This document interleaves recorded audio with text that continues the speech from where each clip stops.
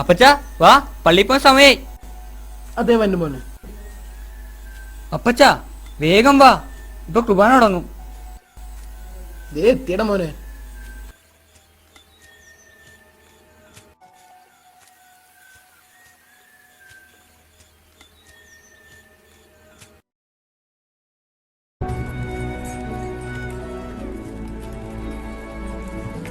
എന്റെ പേര് ജോസൂട്ടി. ഇതെന്റെ അപ്പച്ചനാണ്. അമ്മച്ചിയാണേ എന്റെ ചെറുപ്പത്തിലേ മരിച്ചു. കാര്യം എന്തൊക്കെയാണേലും അപ്പച്ചൻ എന്നെ നല്ല ദൈവവിശ്വാസത്തിൽ തന്നെയാണ് വളർത്തുന്നത്. കർത്താവിന്റെ ദിവസം പരസ്യമായി ആചരിക്കണമെന്ന് എനിക്ക് ആദ്യം ചൊല്ലിത്തന്നത് എൻ്റെ അപ്പച്ചനാണ്. അതുകൊണ്ട് തന്നെ എല്ലാ ഞായറാഴ്ചകളിലും മുടങ്ങാണ്ട് ഞാനും അപ്പച്ചനും പള്ളിയിൽ പോകും. ഇതിപ്പോ ഞങ്ങൾ പള്ളിയിൽ പോകാനുള്ള തിടുക്കത്തില. ഓ എന്നാ പായല.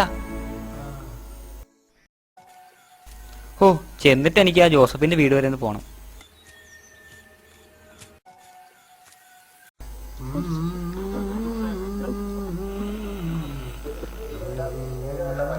അപ്പച്ച അപ്പച്ച ഞാനിപ്പോ വരാം. എവിടെ പോണു മോനെ? ആ ജോസഫിന്റെ വീട് വരെ പോയിട്ട് വെക്കം മുന്നോട്ടാ.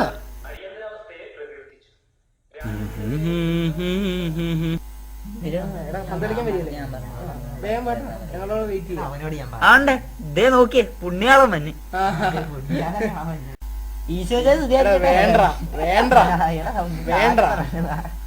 രാവിലെ വീട്ടിൽ വന്നപ്പോൾ അത് ഞാൻ പള്ളിയിൽ പോയിരിക്കുമായിരുന്നു. പള്ളിയിലോ? ഞായറാഴ്ചകളിലും കടപ്പട തിരുനാളുകളിലും മുഴുവൻ കുർബാനയിൽ പങ്കുകൊള്ളണം. നിന്നെ പോലൊരു ക്രിസ്ത്യാനാണ് ഞാൻ. എന്നിട്ട് ഞാൻ പള്ളിയിൽ പോറില്ല. എന്നിട്ട് എനിക്ക് കുറവ് മാറ്റില്ല. അങ്ങനെയല്ലടാ, കർത്താവിന്റെ ദിവസം പരസ്യമായി ആചരിക്കണം. ഓ പിന്നെ അവന്റെ ഒരു പള്ളിയും പട്ടക്കാരൻ. നിനക്കൊന്നും വേറെ പണിയില്ല, ഇവനായിട്ട് സംസാരിച്ചു. നീ വന്നേ.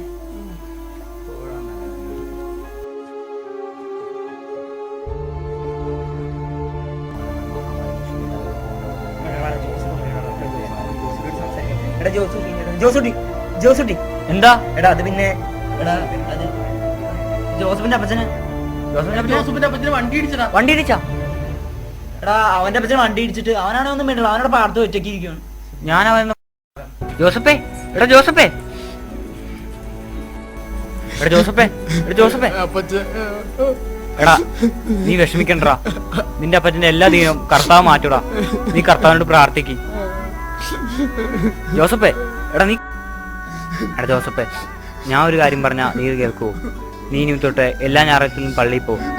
കർത്താവിന്റെ ദിവസം പരസ്യമായി ആചരിക്കേ, മുഴുവൻ കുർബാനയിൽ പങ്കുകൊള്ളു. നിന്റെ അപ്പച്ചന്റെ എല്ലാ ദിനവും കർത്താവ് മാറ്റി വരൂടാ. നീ സങ്കടപ്പെടണ്ടാ, കർത്താവ് കൂടെ ഉണ്ടാ നിന്റെ കൂടെ. കരഞ്ഞു പ്രാർത്ഥിയാ കർത്താവ് കേൾക്കൂടാ. നീ ഒന്നും കൂടി സങ്കടപ്പെടണ്ടാ. പോട്ടറാ പോട്ടെ, സാരല്ല, നീ സങ്കടപ്പെടാതെ വാടാ. എണീക്ക്, നമുക്ക് പോവാ, വീട്ടിലോട്ട് പോകാം. എണീക്കടാ, എടേ എണീക്കടാ, വാ വാ.